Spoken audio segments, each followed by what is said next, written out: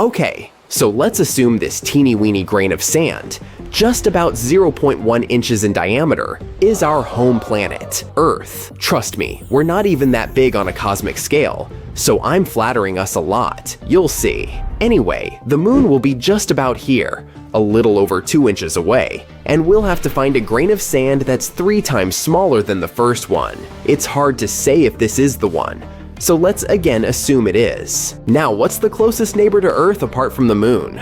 That's right, Venus. It's called our sister planet because it's roughly the same size and mass. So this here grain of sand is gonna be it. As for the distance, we'll have to take a little walk now. And there we go, over 20 feet away from the grain that is the Earth. And that's at its closest, mind you. Next comes Mercury, and it's more than twice as small as the Earth. So let's take a grain of salt this time for variety. How far do you think it is from its neighbor Venus? Not even close. It's here, almost 26 feet away. If you've ever seen a London double-decker bus, it's just short of that vehicle's length.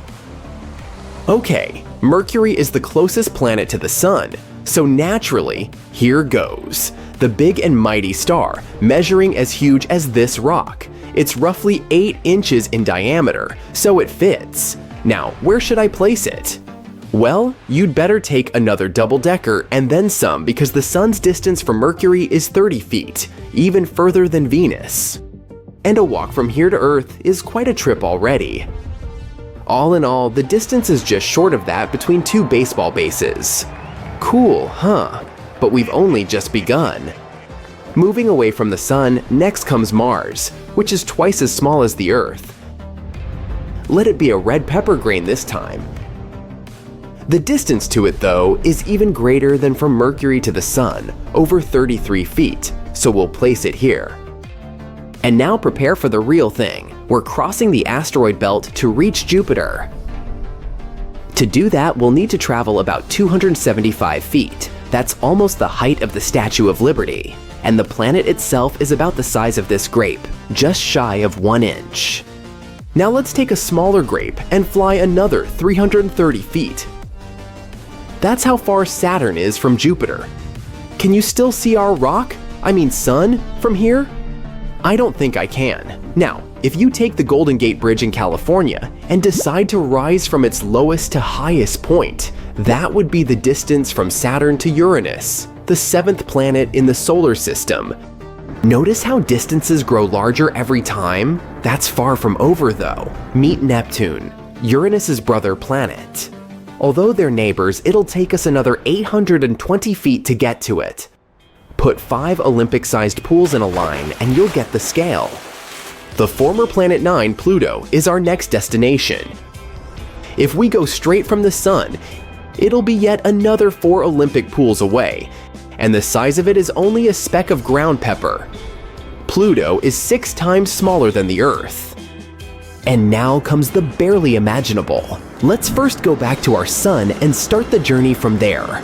Remember how far that is? Right, more than a half a mile away now. To get to the inner boundary of the solar system from this point, we'll have to travel around the whole planet 4 times. Yep, we're still on the scale where the Sun is just an 8-inch rock. And when it's done, we'll find ourselves in a humongous belt of floating chunks of ice, the Oort cloud.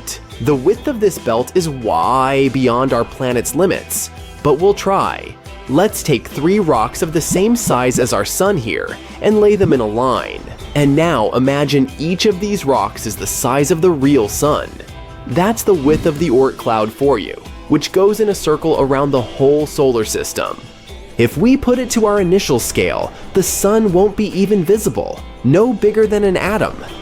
So let's scrap it now and start over, shall we? Okay, now this ring of stones contains within it the unfathomable volume of space. Its radius is roughly 1 light year, or 0.4 inches now, and that would be our ground zero for all the following discoveries. The closest star system from here is Alpha Centauri, and it will be about 1.5 inches away. It consists of 3 stars and at least 1 planet that could be inhabitable. The system is too small to see on this scale, but we'll pretend this grain of sand is adequate and proceed further.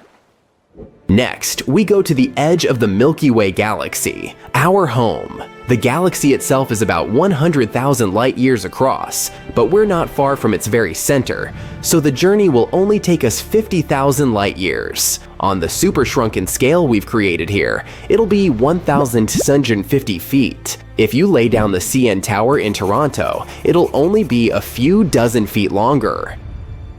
From here, the nearest galaxy to us is the Andromeda Milky Way. In some distant future, it'll collide with the Milky Way, but right now, to get there, we'll need to travel nearly 15 miles. That's 2.5 million light years in normal count. If you're interested, it's also 2.5 depths of the deepest point in the Mariana Trench, known as the Challenger Deep.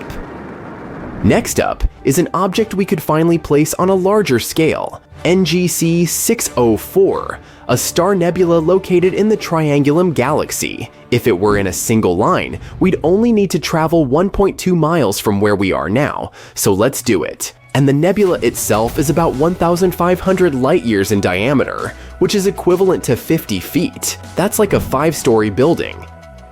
But let's get back about half a mile and look at something else. This object is almost exactly the size of a Boeing 747, and surprisingly, it's a galaxy, a dwarf galaxy to be precise. Messier 32 is 6,500 light years across and is a satellite to the Andromeda Galaxy. They move together, Messier being tugged along by the gravity of its big sister.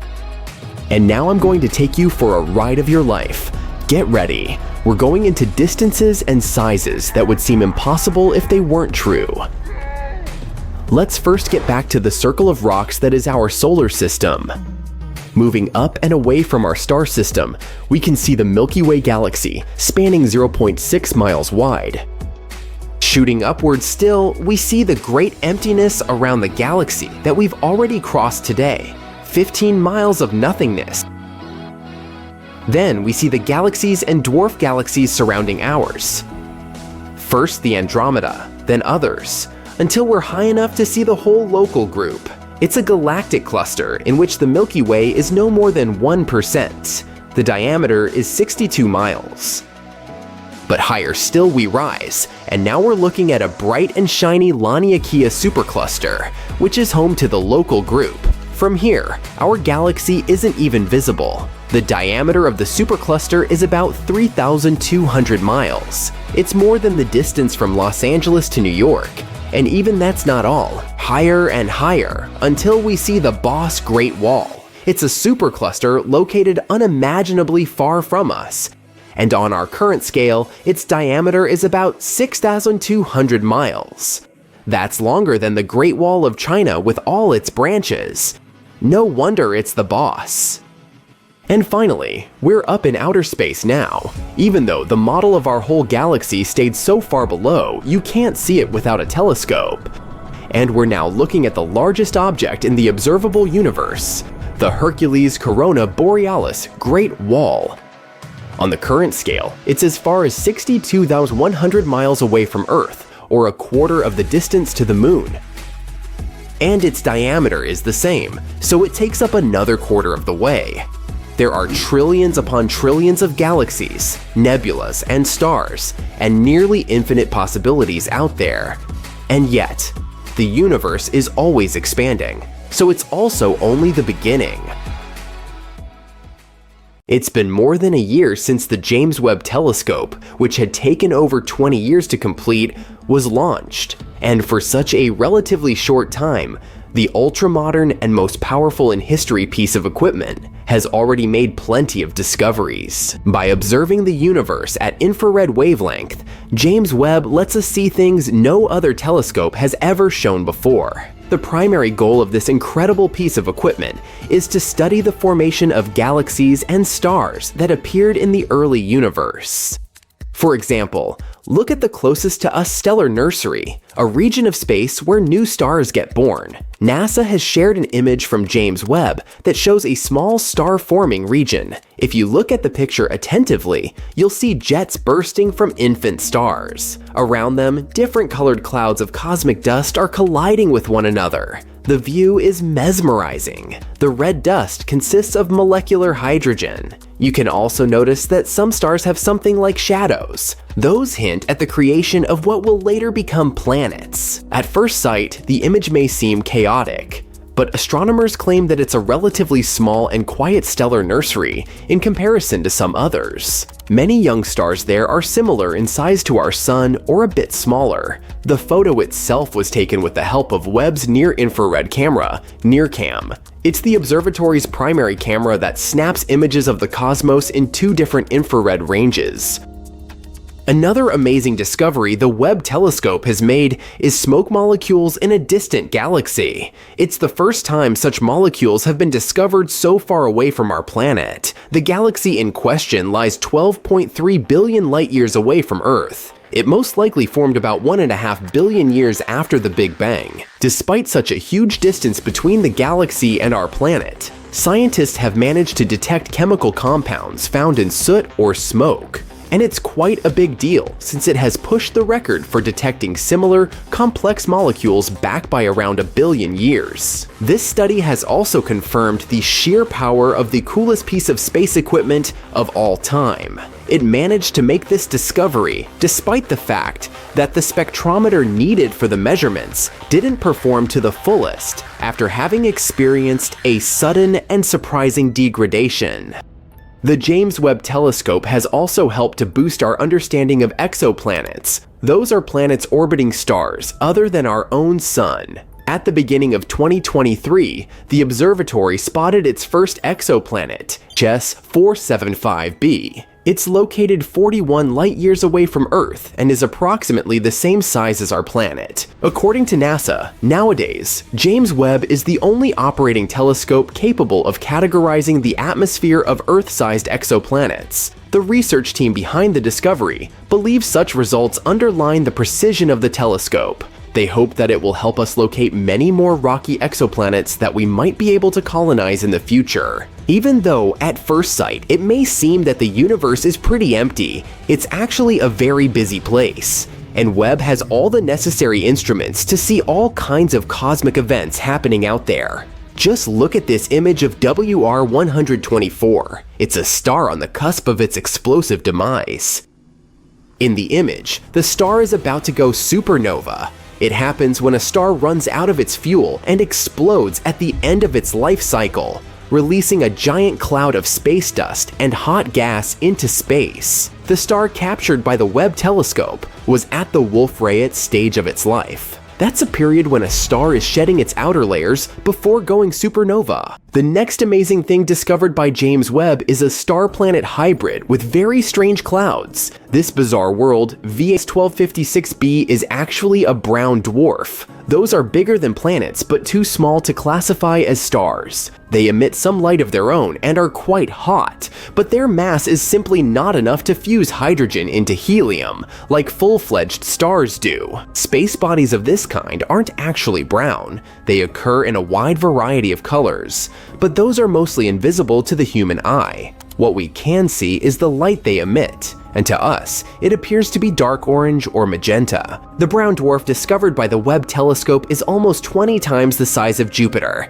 It orbits 2 red dwarf stars, and to complete one orbit, it needs over 10,000 years. Astronomers first found out about this unusual exoplanet in 2016, but at that time, they didn't classify it as a brown dwarf, and thus couldn't explain its puzzling reddish glow. Now, thanks to the James Webb telescope, they know the space object's origin. Anyway, back to those clouds. As you know, clouds on Earth are made of water vapor, but those on the brown dwarf are different. They seem to be made of sand. It looks like good old sand from Earth, but it's actually not. The clouds are made of tiny particles of silicate. Another recent discovery involves several large galaxies that scientists believe were born not long after the Big Bang. They aren't supposed to be there, and no one expected to find them. but the James Webb Space Telescope has spotted them. These galaxies, as massive as our home Milky Way, are full of mature red stars. Astronomers have analyzed the light coming from them and estimated their age, 500 to 700 million years after the Big Bang. It means that they came into being when our universe was very young, almost a baby. But the most bizarre thing about these galaxies is their tremendous size and the age of the stars dwelling there. The data received by the telescope don't coincide with the existing ideas about what the universe looked like and how it evolved in its early years. It also doesn't match the earlier observations made by Hubble. And here, James Webb has captured a distant region of space in unprecedented detail. This section of space is known as Pandora's cluster. In the image, you can see three massive clusters of galaxies coming together and forming a megacluster. The combined mass of these clusters acts as a powerful gravitational lens, and thanks to this natural magnification effect, scientists can see other galaxies in the region. Astronomers claim that the most recent image of Pandora's cluster is stronger and deeper than they have ever seen. James Webb has also managed to spot thousands of young stars never seen before in the Tarantula Nebula. This space formation got its nickname because of the appearance of dusty filaments spotted in previous images. It's the biggest star-forming region in the local group, which includes the galaxies nearest to the Milky Way. The Webb telescope's images have helped to shed light on the composition of the Tarantula Nebula. The telescope has also detected protostars, infant stars in the process of gaining mass. Astronomers expect that these protostars will eventually form and shape the nebula further. Among other discoveries made by the James Webb Telescope, you can see the birth of 50 distant stars. Some of them power protoplanetary disks, which might later form solar systems, light years away from our own. Here is one more image from James Webb. You can see a supermassive black hole that has a mass of 9 billion suns. It's so ginormous and ancient that scientists are struggling to explain its existence. Astronomers have also discovered a distant ring of dust, rock, and gas that contains a chemical called methylcation. It's known as a molecular building block of life, and it makes most of the organic material on our planet. James Webb helped researchers see powerful sandstorms on a planet 378 trillion kilometers away. Astronomers were happy to discover this treasure chest of countless tiny sand particles. Now look at this. Do you recognize this image? Those are the so-called pillars of creation, but this new view shows us just how star-speckled that dusty region actually is. You can compare the new photo with the one taken by Hubble in 2014. This is astonishing proof of scientific progress.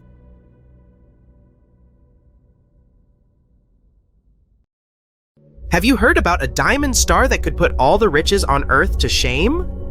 Or how about twinkling stars with surfaces made of solid iron? So let's take a look at these weird stars and try to unravel their mysteries. There's a star in the Centaurus constellation that was nicknamed Lucy in the Sky with Diamonds. Yes, it was named after a Beatles song, because it basically is a Beatles song. You see, the star was discovered to have a massive diamond at its core. Now you may be wondering how big this diamond really is. Well, it's estimated to be about 10 billion trillion carats. That's a 1 followed by 34 zeros. To put that into perspective, the Hope Diamond, which is one of the largest diamonds on Earth, is a measly 45.5 carats in comparison. Can you imagine the size of the ring you could make with this star diamond? And it's about the same mass as our sun. But don't go getting too excited about the prospect of owning this diamond just yet.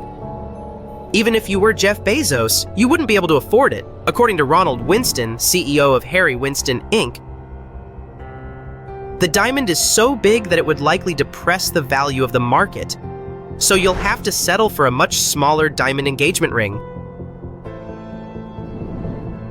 One interesting thing about the Lucy in the Sky with Diamonds star is that it's incredibly dense. In fact, it has the mass of the sun crammed into an object only 1/3 the diameter of Earth. That's like trying to fit an elephant into a shoebox. And yet, despite its massive size, it's actually quite cool, with a core temperature of only about 12,000 degrees Fahrenheit. By comparison, the core temperature of our Sun is about 27 million degrees Fahrenheit. Since the discovery of Lucy in the Sky with Diamonds, several other crystallized stars have been found, some with diamond hearts the size of Earth. It just goes to show that the universe is full of surprises, and you never know what kind of treasures you might find out there in the vast expanse of space. And this isn't the only weird star we've discovered so far. There are many strange, unexplained things in outer space. For example, let's take Vega. Vega, also known as Alpha Lyrae, is a bright star located in the constellation Lyra. It's one of the brightest stars in the night sky and is easily visible to the naked eye from most parts of the world. Now, Vega may look like a beautiful, bright star to us Northern Hemisphere folks. But little do we know, it's hiding a secret. It's actually quite squashed. You see, Vega's high spin rate causes it to bulge at the equator, kind of like a cosmic belly. It rotates once every 12.5 hours, which is pretty fast for a star, and it throws material out around its waistline. It's almost like the star is hula hooping. This material is further from the center of the star, so it experiences less gravity, causing it to cool and darken, leading to a gravity darkening effect. So, Vega is basically a cosmic fitness guru's worst nightmare. Although for us stargazers, it still looks round because we're looking at it from Earth's pole end. However, if we saw it from a different angle, we'd get a very different view.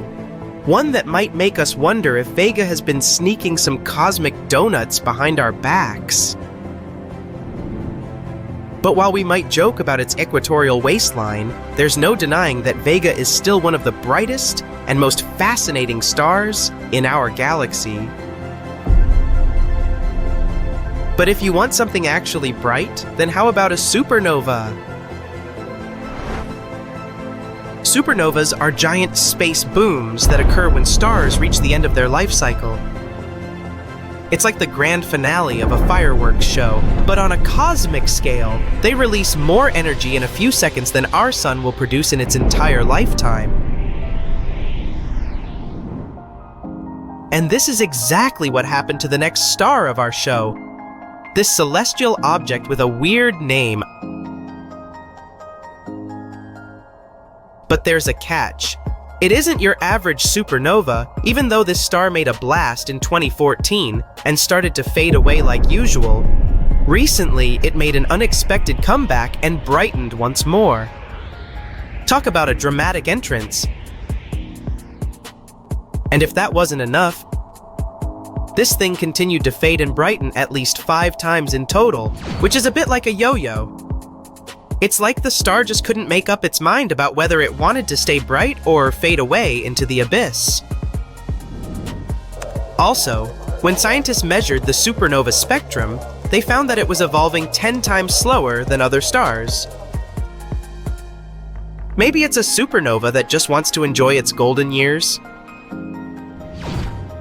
All in all, this object is a real mystery. But this is not the only star suffering from the 2-in-1 syndrome. At first glance, my Camelopardalis appears to be a fairly common star, but after a closer look, astronomers concluded it was actually 2 stars in one. These 2 stars are orbiting each other at over 600,000 km/h. It's a contact binary star system, which means that the stars are so close together that they share a common envelope. In other words, they're so close to each other that they're practically smooching.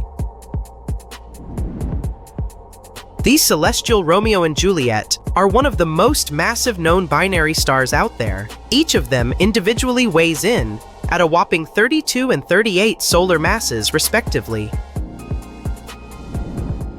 Astronomers also think that they might be on the brink of a stellar merger. which means that one day they might just combine into one giant superstar.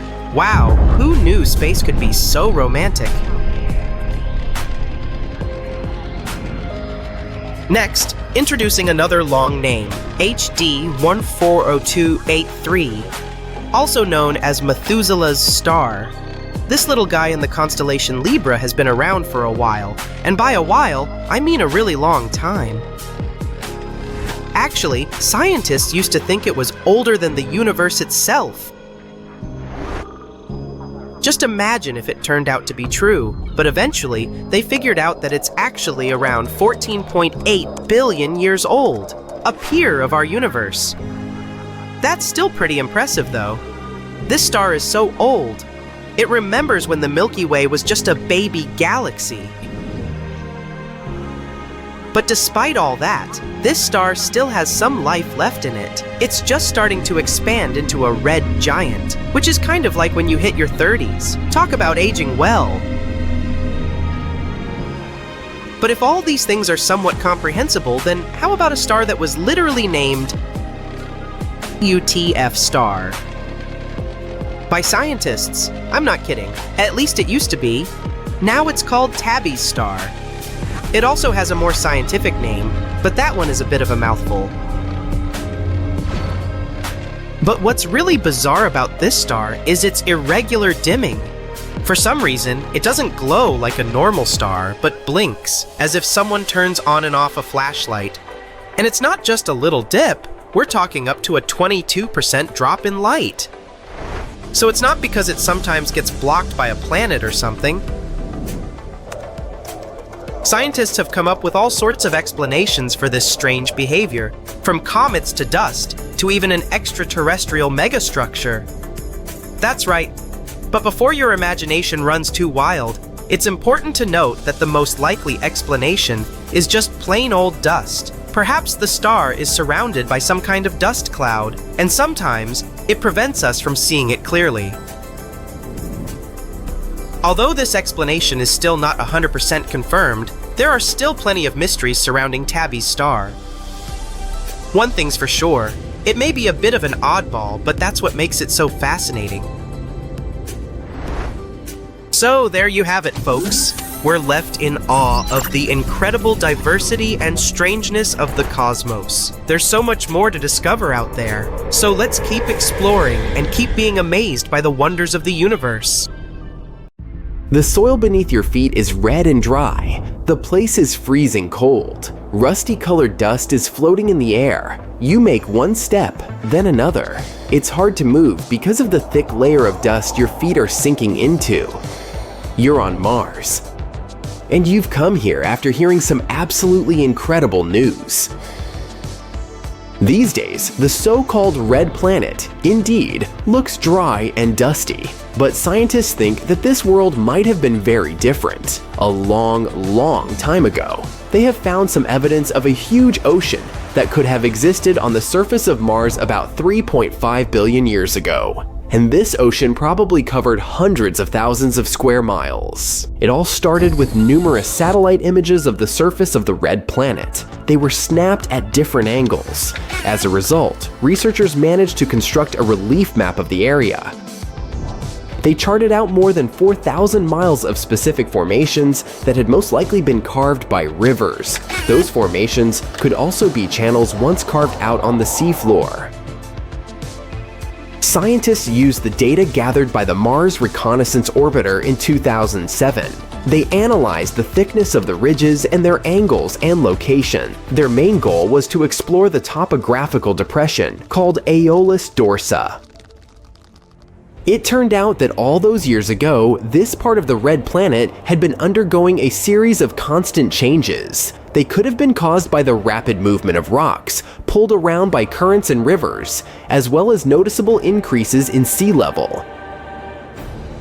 Researchers also noticed a pretty clear boundary that separated the southern highlands of Mars, elevated and highly cratered, from the smooth lowlands of the planet. It looked very similar to a shoreline left by a ginormous ocean. This all likely means that in ancient times, there indeed was an ocean on the surface of Mars, and a large one at that. What is even more exciting? The existence of such an ocean might mean the existence of life. This discovery can tell scientists a lot about the ancient climate on the red planet, as well as its evolution. We now know there had to be a period on Mars when the planet was quite warm, and its atmosphere was thick enough to keep so much liquid water. What's even more incredible, the climate in the northern hemisphere of Mars, 3 billion years ago, could have resembled the one we have on Earth nowadays. But then, where is this ocean now? What happened to it? Perhaps the climate of the red planet was becoming cooler, and the surface of the ocean froze. There's a theory claiming that these days, the ocean remains in its frozen state, deep under a layer of rock, debris, and dust under a northern plain called Vastas Borealis. Or the ocean's waters could have been lost to the atmosphere and eventually spaced through the process of atmospheric sputtering. During this process, atoms get knocked away from the atmosphere after colliding with high-energy particles coming from the sun. Anyway, the theory of an ocean that once covered a substantial part of Mars' northern hemisphere hasn't been confirmed yet. Scientists are still arguing about its existence.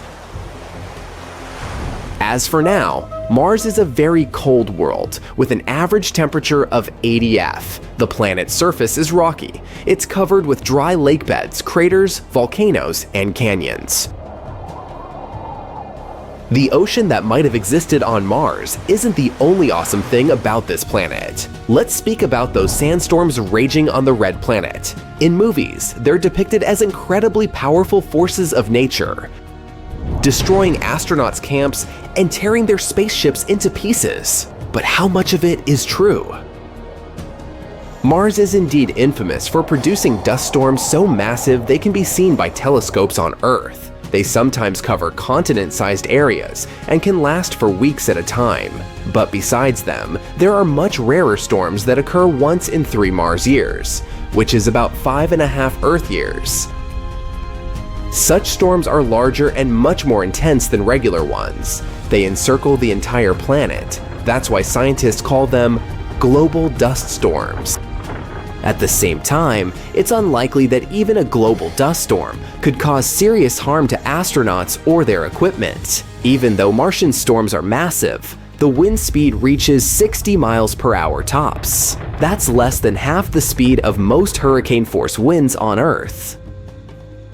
Plus, this comparison of wind speeds can be kinda misleading. The atmosphere on Mars is just 1% or so as dense as the atmosphere of our planet.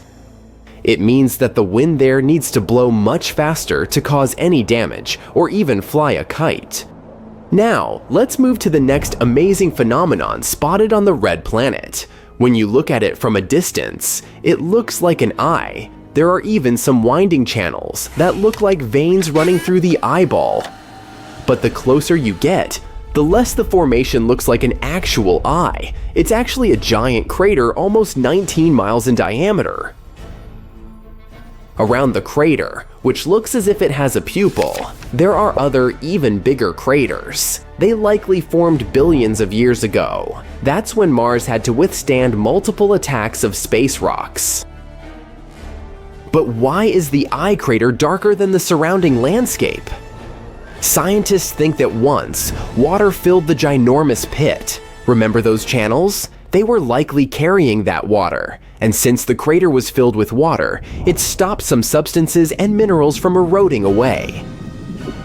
Your next destination is Valles Marineris. That's an enormous canyon, or rather a canyon system, that runs along Mars's equator. It stretches for more than 2,500 miles. It's also 4 times as deep as the famous Grand Canyon on Earth. The thing is so huge, it could span the entire continental United States from the Pacific to the Atlantic Ocean. Most scientists think that Valles Marineris is a huge tectonic crack in the crust of the red planet. It could have formed when the planet was cooling down in the distant past. Another breathtaking sight on Mars is the largest shield volcano in the entire solar system, Olympus Mons. It's more than 370 miles in diameter, which means it's almost the same size as the state of Arizona. The mountain is also 16 miles high and rimmed by incredibly tall cliffs. To imagine the sheer size of the volcano, let's make some comparisons. The largest volcano on Earth is Mauna Loa, around 2.6 miles high and 75 miles across, which actually sounds pretty impressive, but the volume of Olympus Mons is around 100 times larger than that of Mauna Loa. The Martian giant could swallow the whole chain of Hawaiian Islands from Kauai to Hawaii. Scientists have been wondering for quite some time why this volcano is so large. It might be the result of lower surface gravity and higher eruption rates, or the reason may be the red planet's crust, which is very different from Earth's. On our planet, the crust is made up of 15 to 20 moving tectonic plates. As plates move over hotspots that produce lava, new volcanoes form, and the already existing ones become extinct. That's why lava can get to the surface through many vents. But on Mars, the crust isn't broken into the same tectonic plates as on Earth. And the lava has nothing to do but pile in one very, very large volcano. Now, if you visited Mars and decided to go on an evening stroll, you'd witness a strange phenomenon. It occurs on the red planet after sunset, when temperatures fall below 80 AF. A bizarre, mysterious glow spreads across the Martian sky. Unfortunately, without special equipment, you wouldn't be able to observe this soft glow. Visible only in ultraviolet light, this night glow is the result of chemical reactions that occur dozens of miles above the surface of the red planet. No one will hear your cry in space, or something like that. We've all heard this famous chilling phrase, and it's actually true. Space, for the most part, consists of a giant nothingness. There's a lot of, space in space. But this doesn't mean that there are no sounds in space. In fact, there are plenty of them. And some of them can even make you shiver. Let's take a look at the scariest space sounds. First of all, how are cosmic sounds even recorded? Sound is just the vibration of molecules. When you scream, you make the molecules push each other furiously until they reach the ear of the person you're yelling at. Then these vibrations get transmitted to the brain, and we recognize them as something that you might need to apologize for. In other words, to hear something, we need molecules, and that's where things get complicated. There aren't any of them in space. The entire universe almost completely consists of vacuum. No, not a Hoover. Absolute nothingness. However, the wizards from NASA still record space sounds somehow. How do they do it?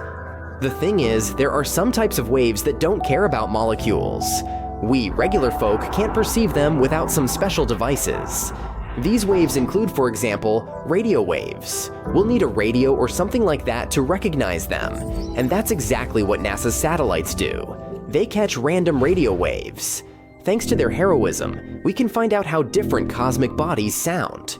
These satellites record a variety of waves, fluctuations of plasmas, magnetic fields, and other stuff. And then scientists from NASA transform all this into normal soundtracks. And some of them sound quite frightening, to put it mildly. Let's take our magnetic field, for example. It surrounds our planet like an invisible shield, protecting us from all sorts of nastiness, like radiation or solar winds. At the same time, we can neither see it, nor feel it, nor hear. Oops, the last one is outdated. Scientists from the Technical University of Denmark took magnetic waves recorded by the ESA Swarm satellite. They converted them into an audio track, and got a pretty creepy result. To be honest, it sounds more like an eerie entity stalking you in the middle of the night. And if you remember the maps of the Earth's magnetic field, it starts to feel like a spider crawling nearby. Brr. And this isn't the first strange sound that we caught on Earth. Recently, we caught another weird radio emission from space. Scientists found out that the repeating signal came from somewhere very far away, like billions of light years away from us. Such fast radio bursts usually lasted no longer than a few milliseconds, but this one was unique. It lasted about 3 seconds, basically thousands of times longer than usual. And at the same time, the signal was very precise. So much so that scientists even compared it to a heartbeat. Scientists believe that this signal is caused by pulsars or neutron stars. One time, Nikola Tesla caught something similar. But unfortunately, at that time, we didn't know about such things as pulsars. So Tesla was sure that he had caught a message from some extraterrestrial life. It's a pity that the truth turned out to be much more boring. But let's move on from the Earth to the Moon. In 1969, the astronauts of the Apollo 10 mission, the spacecraft that made the final test flight to the Moon, flew past its surface. And then they caught some strange signals coming from the dark side of the Moon. The side that we never see, because the Moon is tidally locked to us. The sound was so weird that the astronauts weren't even sure whether to report it to NASA. They were afraid that they wouldn't be taken seriously, and maybe even not allowed to participate in the next space missions. Here's what it sounded like. But, according to NASA, it's not some creepy extraterrestrial music at all. These may be just some radio waves that affected each other because of their proximity. Although the astronauts who heard it for the first time probably felt a little creeped out. Let's move to the other planets. 40 years ago, scientists actively explored the surface of Venus. They sent as many as 10 probes there, which were supposed to capture audio and video shooting from the surface. Now we know what Venus, which could easily destroy us at any attempt to even get close to it, sounds like. Horrifying. And you wouldn't expect anything else from the most dangerous planet in the solar system. Unfortunately, Venus is even more toxic than the average Twitter user, so these probes didn't last too long. They heroically arrived on a planet and soon broke down. Next one is Jupiter. This space giant, which is 11 times larger than the Earth, never fails to scare us. One of NASA's probes, Juno, flies around Jupiter every few weeks. The probe is moving at a tremendous speed, 130,000 miles per hour. One day, Juno caught one of the strongest invisible signals it had ever encountered. This was the point at which the mad solar wind came into conflict with the magnetic field of Jupiter. It kinda sounded like a cosmic boom. The original sound lasted 2 hours, but it was compressed to a few seconds. It actually sounds more like a collision of a sea wave with a rock. But here, in terms of horror, Jupiter, surprisingly, loses to one of its small moons, Ganymede. In 2021, the Galileo space probe flew past Ganymede, and during its flight, it received a rather strange recording. These sounds are satellite radiation, and it's unclear whether it sounds like a cozy sunny day in the jungle or like thousands of bats waiting for you in the night. Next one is Saturn. This signal was caught by the Cassini-Huygens Automatic Interplanetary Station, which was launched into space in 1997. When flying past Saturn, Cassini recorded a pretty scary sound. This terrifying cry of thousands of souls is actually just some radio waves. They aren't too different from what the auroras emit on Earth. A little later, Cassini received another recording, the sounds made by lightning and thunderstorms on Saturn. They sound pretty interesting too. More like popping popcorn or a Geiger counter, right? But that's just because these lightning strikes have a crazy frequency. Moving on from the solar system to outer space. The famous Voyager 1 was launched back in 1977 and continues to send us data even 40 years after its launch. In 2012, it left the solar system and entered interstellar space. And then, while abandoning its home, Voyager 1 detected the sound of plasma waves. The original recording lasted 7 months, but fortunately, scientists felt sorry for us and reduced it to 12 seconds. It isn't really eerie, but is still kind of unsettling. And although it feels like nothing can beat Saturn's horrors, let's end this tournament with one of the scariest objects in the universe, a black hole. This sound was recorded by the Chandra Space Telescope. While studying a cluster of galaxies in the constellation Perseus, they discovered something strange. Some undulating movements appear from the center of the cluster. They spread out in all directions, like circles on the water. Scientists have suggested that this was caused by a supermassive black hole. The thing is, black holes don't always devour space objects entirely. Sometimes they kind of spit them out. This causes vibrations of gases, which we can convert into soundtracks. What's interesting is that the oscillation of each such wave actually lasts about 10 million years. You're just listening to a very accelerated recording. Scientists have reduced the delay between oscillations by about 144 quadrillion times. So, let's check it out. This is probably the eeriest sound from the whole list. Nothing too loud or wild, but there's something dark and disturbing about it. Those were the scariest space sounds captured by NASA. To be fair, most of them sound creepy simply because they're radio waves, but it's still fun to get spooked sometimes. Imagine a black hole, a terrifyingly dense space object, pulling inside everything that comes too close. Nothing can escape its clutches, even a beam of light. And now, imagine two of these space monsters colliding. Scary? You bet! Astronomers have spotted two supermassive black holes, feasting on the cosmic material of two merging galaxies in distant space. This phenomenon is the closest to colliding black holes we have ever seen. Supermassive black holes are the largest among all black holes out there. Their mass can be hundreds of thousands or even millions to billions of times larger than of our suns. And two such giants have been recently spotted with the help of an array of telescopes in northern Chile's Atacama Desert, the Atacama Large Millimeter Submillimeter Array of Telescopes, ALMA. Astronomers originally used these telescopes to watch two merging galaxies located approximately 500 million light-years away from Earth. Thanks to being alert at all times, scientists have also noticed that two gigantic black holes were growing alongside each other. Apparently, these black holes came across each other when their host galaxies collided. One of the black holes is around 200 million times the mass of our Sun, and the other is a bit smaller, only 125 million times larger. We can't see black holes directly. If you were to travel to a black hole, you wouldn't notice it until it was too late. The only detail that would give away the approaching black hole would be a slight blurring of distant stars due to the hole's gravitational lensing effect. The two black holes we are talking about are no different. They aren't visible directly, but are surrounded by bright clusters of warm, glowing gas and stars. All of this has been tugged close by the black hole's gravitational pull. Time will pass, and these black holes will start circling each other, and eventually they will collide, creating one, probably even bigger black hole.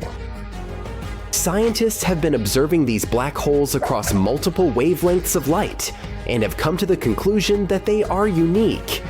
They're located the closest to each other astronomers have ever seen. The distance between them is a mere 750 light-years, which, astronomically speaking, is just next door. Even more exciting, this distance is close to the limit of what modern technologies can detect. The thing is, such ginormous merges are more typical for distant galaxies. This makes it harder for Earth-based telescopes to see them. But the sensitivity of ALMA, Atacama Large Millimeter Submillimeter Array of Telescopes, helped astronomers observe those bright and compact regions where matter swirls around the black holes. Imagine how surprised astronomers were when, instead of one black hole, they discovered two of them, munching on the dust and gas stirred up by the massive space merger. Galaxy mergers are way more common in the distant universe than in our neighborhood, and this discovery may mean that such black hole binaries are likely to be much more common than we previously thought too. And if pairs of black holes are so common, it might make it easier for us to study gravitational waves. These waves, also known as ripples in space-time, occur when black holes collide. If we talk about the recently discovered pair of black holes, it might still take them several 100 million years to crash into each other. But by observing their behavior, scientists can figure out how many binary black holes there are that are about to collide in the universe. Also, this may give us more insight into what is going to happen when our home Milky Way galaxy collides with the Andromeda galaxy in around 4.5 billion years. By the way, the first photo of a black hole was taken in 2019. An international team of scientists consisting of more than 200 astronomers had been working for years to get this result. And their efforts finally paid off. The object in the photo is about 55 light years away from Earth, at the center of the galaxy M87. You can now admire this amazing space phenomenon thanks to the work of a vast global network of telescopes called the Event Horizon Telescope Collaboration, or simply EHT. The event horizon is a point of no return on the outskirts of a black hole. Once something, for example, matter, radiation, or light, reaches this boundary, there is no way for it to escape. To capture the very first image of a black hole, scientists created a virtual telescope that turned out as big as our planet by combining the power of 8 radio telescopes. But it wasn't an easy feat. The researchers had to simultaneously point the telescopes in a meticulously planned order with the help of precise atomic clocks set on each telescope. Plus, they were constantly monitoring the amount of moisture in the air, since too much humidity would ruin the images. To keep the chances of rain to a minimum, they even constructed the telescopes in super dry regions, such as the Atacama Desert in Chile and the South Pole. All in all, the process resembled a carefully coordinated dance. But thanks to these preparations, in over 2 weeks, the telescopes collected 5,000 trillion bytes of data. It was then processed by several supercomputers, and scientists finally got the long-awaited images. And what they observed was a monster of a black hole measuring about 25 billion miles across. Now, how about we talk about the coolest black hole facts? There are baby black holes called primordial, and they are really tiny. They vary from the size of an atom to that of a mountain. There is a theory that galaxies get formed around black holes.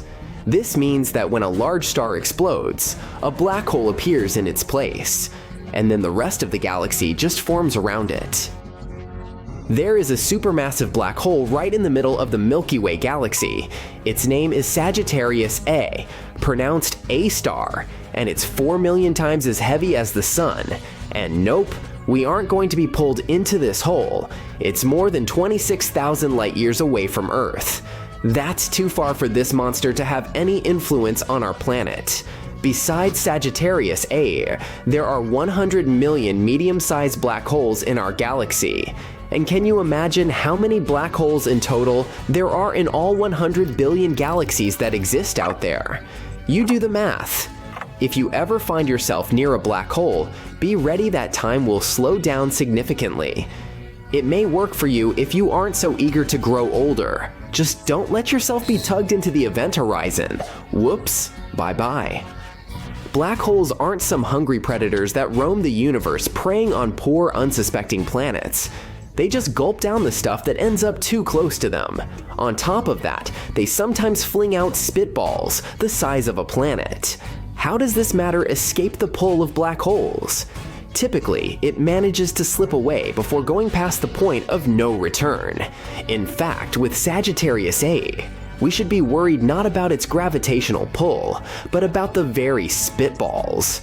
After all, the monster black hole hurls them in the direction of Earth at a speed of 20 million miles per hour. What if, one day, one of them reaches our planet? If you manage to squeeze Earth to the size of a cherry tomato, it would turn into a black hole. In fact, you could also become one if you agreed to be scaled down to an atom. South African astronomers have recently come across another head-scratching black hole mystery. In a region of distant space, they noticed that several black holes located in different galaxies aligned in the same direction. It looks as if their gas emissions have been synchronized by design. Nowadays, scientists can't explain why and how black holes, which are about 300 million light years away from one another, can be acting in unison.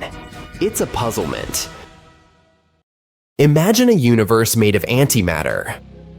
In this alternate reality, the building blocks of matter are made up of particles with opposite charges, creating a strange and wondrous world. What would it look like? Would the laws of physics be inverted? Would time run backwards? Buckle up and let's find out. First off, let's figure out what antimatter is.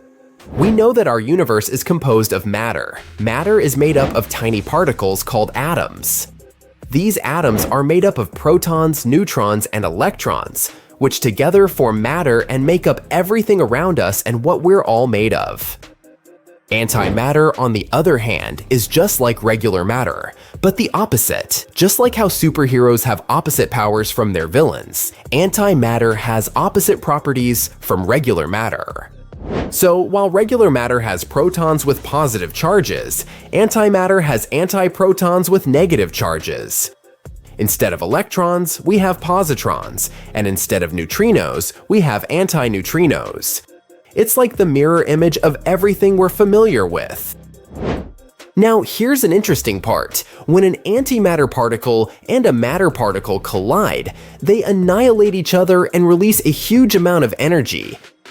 This is both a benefit and a drawback. On one hand, because of this property, studying antimatter is very difficult and expensive. We have to be very careful to ensure that antiparticles don't come into contact with ordinary atoms and don't annihilate each other. On the other hand, the huge amount of energy they release could revolutionize our lives. Perhaps one day, we'll start using them in propulsion systems for space travel. Imagine how amazing that would be. Scientists suggest that at the beginning of the creation of our universe, immediately after the Big Bang, matter and antimatter were equal. But this raises the question, where did the antimatter go? If they were truly equal, our universe would have been instantly destroyed before it could even be formed. Particles and antiparticles would have annihilated each other. Unfortunately, scientists themselves are not sure. They have a theory that the laws of physics were slightly different in the early universe, leading to an imbalance between matter and antimatter. So, after the Big Bang, particles and antiparticles began to mutually annihilate each other. However, for some reason, antimatter started to disappear. In the end, matter won. This process led to the creation of our universe. In the science world, it's known as baryogenesis. However, there are also scientists who offer more grandiose ideas. For example, a team of Canadian scientists from the Perimeter Institute for Theoretical Physics, led by Neil Turok, have proposed their own theory. They suggest that two universes were born at the moment of the Big Bang, our universe and a parallel one, consisting of antimatter. This is where all the antimatter has gone. According to this theory, at the time of the Big Bang, two universes were born, and then they separated. As the distance between these universes grew, the interaction between particles and antiparticles became weaker and weaker, until matter won in our universe and antimatter in the other. But the most important question is, what would this mysterious universe made up of antimatter look like? You may imagine a universe where everything is flipped. The stars shine with an eerie blue light instead of yellow. Buildings are made of glass that reflects light in the opposite direction. And laws of physics work in the opposite way. After all, antimatter has the opposite charge of normal matter, so isn't that logical? However, it's not that simple. Initially, scientists believed that this universe would be identical to ours in everything, all due to a property that used to be known as CP symmetry. The C stands for charge symmetry and means that each elementary particle has a twin with an opposite charge. The P stands for parity symmetry, meaning the symmetry of space. That is, all three directions in our world have opposite directions in the alternative universe. This basically means something like, laws of physics are the same no matter what the location is and what type of particle is being considered. So if you were to run the laws of physics in reverse, or in a different location, or with different particles, the results should be the same. In simple words, scientists initially assumed that the universe of antimatter would be a mirror image of ours. It would be a pretty boring world where everything would be exactly the same as here. But in the 1950s, scientists were mind-blown by an unexpected discovery. Neither of these symmetries held true. For example, if you take a piece of cobalt-60, it will emit particles that spin in one direction. But if you take the opposite of cobalt-60, the particles it emits will spin in the opposite direction, but they were expected to spin in the same direction. So what's going on here? Basically, it turned out that CP symmetry didn't work for certain weak nuclear reactions. The weak nuclear force is just weird like that, I suppose. This observation puzzled scientists for years. And then they finally figured out how to solve this mystery. They added another letter to CP symmetry, T, which stands for time reversal symmetry. This means that in the antimatter universe, time must flow from the future to the past. In this case, the CPT property held true, so it turns out that the antimatter universe would be a mirror image of our universe, but with time flowing in the opposite direction.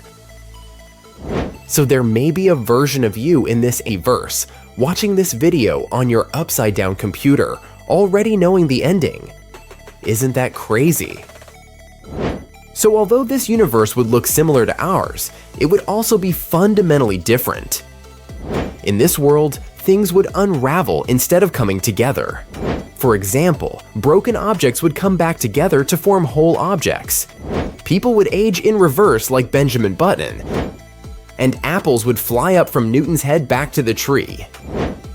This, of course, is all purely hypothetical. It's very difficult for us to imagine a world where time flows backwards. We can only imagine how surreal this inverted reality would look like. But this is what the data suggests for now. There might be something we don't know yet that would make the antimatter world different. But as far as we know today, it seems this is what a mirror world made of antimatter would look like. Scientists are still studying antimatter and its properties. Understanding these properties is important for a number of reasons. First of all, it gives us a better understanding of the universe and its origins. The imbalance between matter and antimatter in our world is one of the biggest mysteries in physics. Studying antimatter can help us understand why this is the case.